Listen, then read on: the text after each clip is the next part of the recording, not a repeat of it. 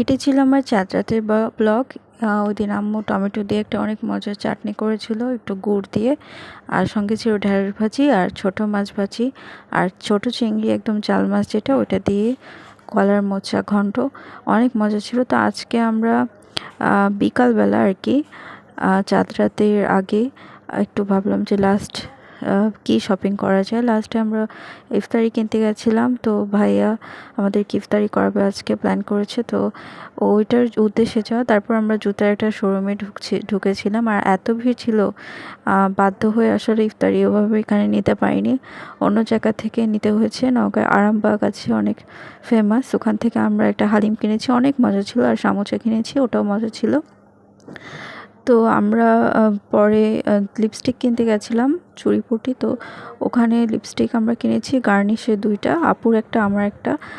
তারপরে আজকে ইফতার সবাই মিলে করা হলো।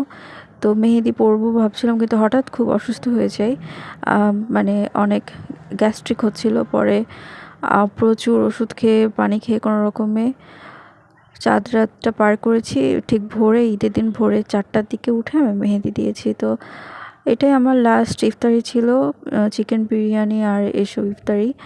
আর রাতে তো তোমরা দেখলেই, মোচার ঘন্ট, ঢ্যাঁড়স ভাজি আর সঙ্গে চিকেন বিরিয়ানি যা ছিল, ওটা আমি একটা মাটির প্লেটে করে আজকে খাচ্ছিলাম। আজকে খুব শখ করে অনেকদিন পরে মাটির প্লেটে খেলাম। তো এই তো আমার চাঁদ রাতের ব্লগ। আর সবাইকে ঈদ মুবারক। কে কোথা থেকে দেখছো জানিও। আর যারা বাংলাদেশি বন্ধু, সবাই তো আমার ভাষা শুনে বুঝতে পারো। তো ঈদ মুবারক, আল্লাহ হাফেজ।